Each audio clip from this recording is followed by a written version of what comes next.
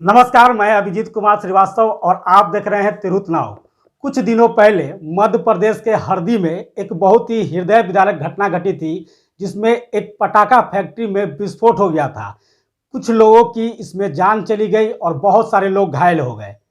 इस घटना को देखते हुए सभी जिलों में जो है एहतियातन सख्ती बरती जा रही है। इसी कड़ी में मुजफ्फरपुर जिला में भी एसडीओ पूर्वी और एएसपी टाउन के द्वारा कुछ दिनों पहले पटाखा मंडी, जो आपके गरीब स्थान मंदिर रोड में स्थित है, वहां पर आकर उन्होंने निरीक्षण किया और सभी पटाखा व्यापारियों को एक निर्देश जारी कर दिया।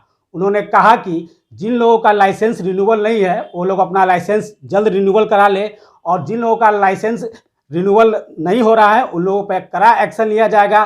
साथ ही उन्होंने एक बड़ा ही सख्त कदम उठाया है। उन्होंने सभी व्यापारियों को 1 महीने का अल्टीमेटम दिया है, 30 दिनों का, कि 30 दिनों के अंदर वो लोग अपना पटाखा जो दुकान है उसको शहर के भीड़ भाड़ वाले इलाके से हटाकर कहीं और शिफ्ट कर दे। इस पूरे मुद्दे को लेकर आज हमारे साथ बात करने के लिए मौजूद है फायर एसोसिएशन के प्रदेश अध्यक्ष मोहम्मद इम्तियाज, जो कुछ दिनों पहले निर्विरोध चुने गए हैं। ऐसे में उनके प्रति बहुत बड़ी एक जवाबदेही है और इस पूरे जवाबदेही के लेकर हम उनसे बात करते हैं कि कैसे वो इस विपत्ति का सामना करेंगे और कैसे अपने हक के लिए लड़ाई लड़ेंगे। तो सबसे पहले सर आपका हम स्वागत करते हैं अपने चैनल में। बहुत बहुत स्वागत आपका भी हम करते हैं कि आप हमारे पास आएँ। सबसे पहले बताइए कि आप लोग यहाँ पर जो व्यापार कर रहे हैं, ये तो पटाखा फैक्ट्री नहीं है, पटाखा दुकान है, और कितने दिनों से आप लोग यहाँ पर कर रहे हैं ये काम? देखिए, यहाँ पे जो पटाखा बिक रहा है, हमारा उम्र मान लीजिए कि अंडर 50 ईयर है, 50 साल के समीप होगा। वैसे डेट ऑफ बर्थ हमारा 19/10/81 है। उससे पहले से पटाखा बिक रहा है। हमारे बड़े भाई जो हैं वो बोलते हैं कि जब हम बहुत छोटे थे, मतलब किड्स हुड में थे, लेकिन इतना लगता था कि हाँ हमको कुछ समझ आ रहा है, उस ज़माने से बिक रहा है। उस ज़माने से लेके आज तक बहुत बहुत ऊपर वाले का रहम करम है, अल्लाह का, भगवान का, गॉड का, जिसकी जो आस्था है, जिसको जो मानते हैं। कोई ऐसी घटना ऑन द रिकॉर्ड नहीं हुई, छोटी या बड़ी, जिससे प्रशासन उसकी पुनरावृत्ति हो जाएगी या आप लोग के अनदेखे के कारण आप लोग करा दीजिएगा, इस बात को हम लोग को कह सके। अभी तक हम लोग उसी तरह साफ़ हैं जैसे कपड़ा धुलने के बाद एकदम साफ़ हो जाता है। सर एक मेरा सवाल है कि जैसे आप लोग पिछले 50 साल से ऊपर से यहाँ पर व्यापार कर रहे हैं, तो इन सालों में देश में कई जगह पटाखा फैक्ट्री में विस्फोट की घटना हुई होगी, लेकिन क्या कभी ऐसा सख्त निर्देश आप लोगों को मिला है? बहुत अच्छा सवाल है। देखिए, पटाखा फैक्ट्री में जो हरदा ज़िला है, जो मध्य प्रदेश राज्य में स्थित है, बहुत छोटा ज़िला है, बहुत पुअर ज़िला है। बिहार के ज़िला से अगर उसका तुलना कीजिएगा तो शिवहर टाइप का वो ज़िला है, जहाँ तक हमारे संज्ञान में आया है। हम लोग को ऐसा दिशा निर्देश नहीं दिया गया कि आप लोग यहाँ से चले जाइए। हम लोगों का यहाँ पे लाइसेंस एक एक आदमी का पिछले 60 साल, 55 साल, 40 साल से है, जो टू बी कंटिन्यू था और वो कारोबार कर रहे थे। और अक्षरशः पालन हम लोग हमेशा प्रशासन का किया है कि कभी कोई घटना नहीं घटे।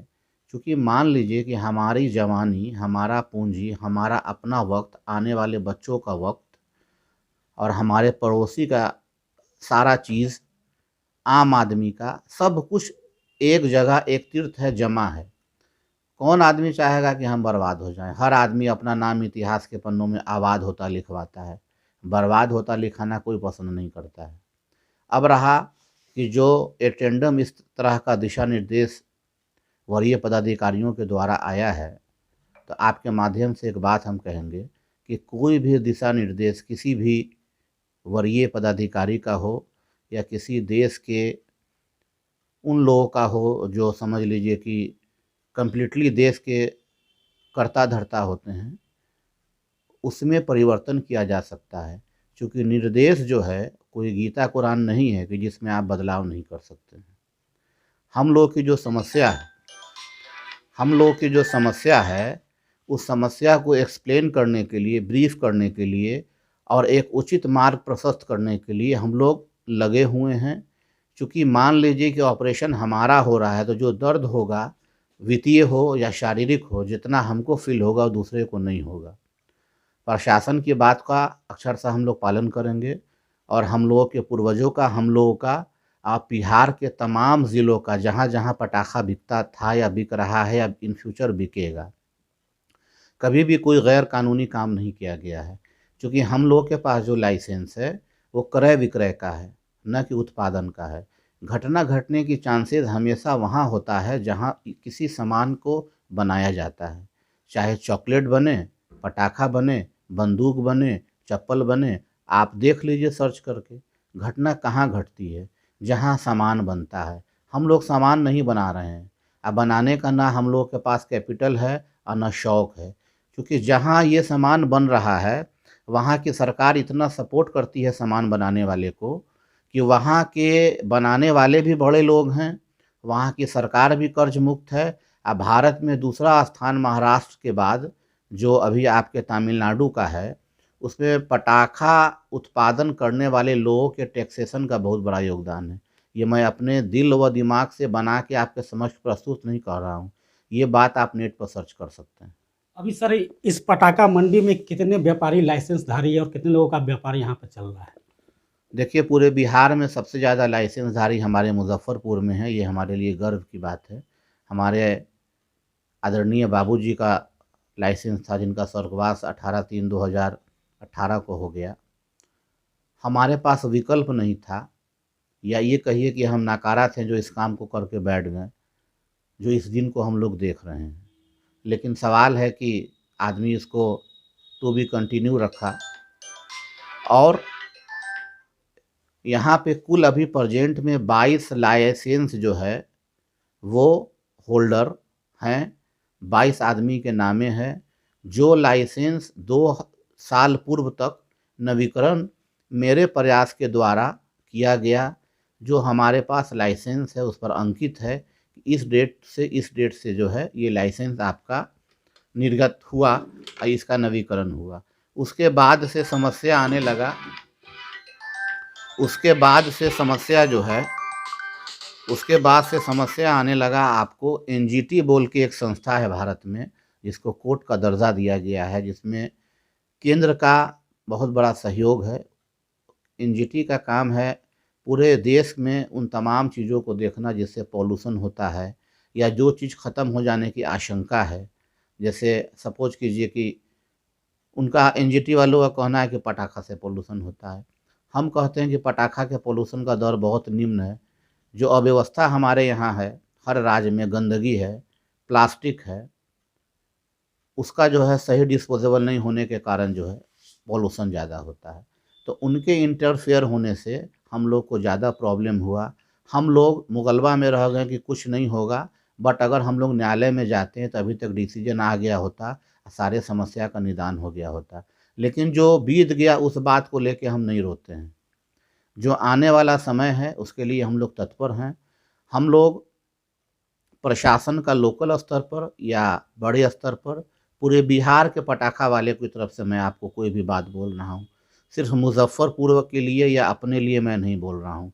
अक्षरशः पालन होगा और मान लीजिए कि हमारे प्रयास से कैसे पालन होगा? मेरा यहाँ पे एक सवाल है कि ऐसे तो आप यहाँ पे बहुत बड़े प्रतिष्ठित व्यक्ति हैं और राजनीतिक दल से भी जुड़े हुए हैं, लोजपा के मेन विंग के आप प्रदेश सचिव भी हैं, तो और फायर एसोसिएशन के प्रदेश अध्यक्ष चुने गए हैं निर्विरोध।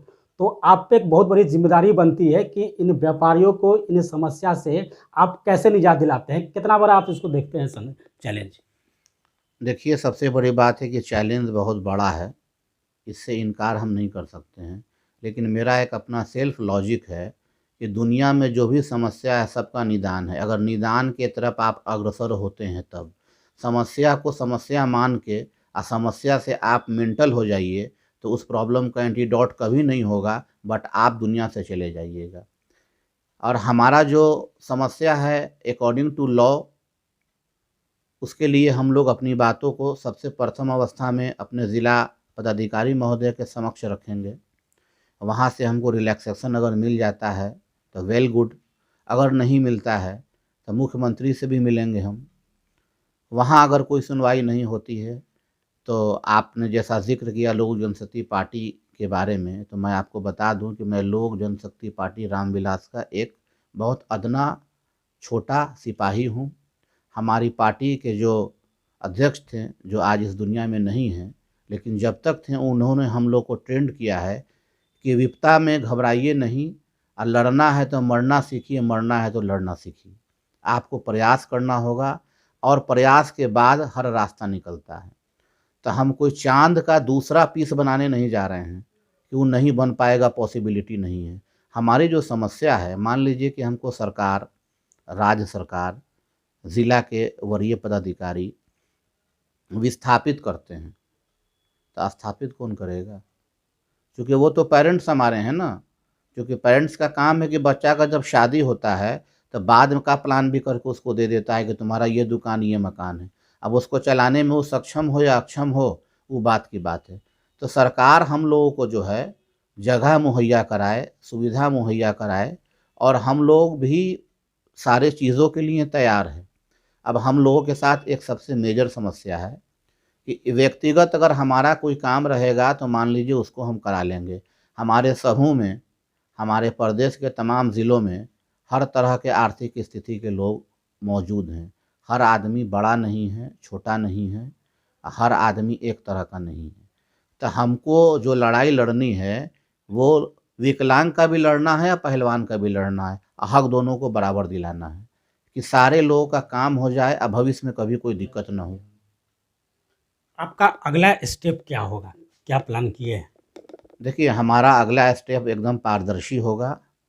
हम दिल्ली में माननीय चिराग पासवान जी से मेरी वार्ता हुई है इस संदर्भ में।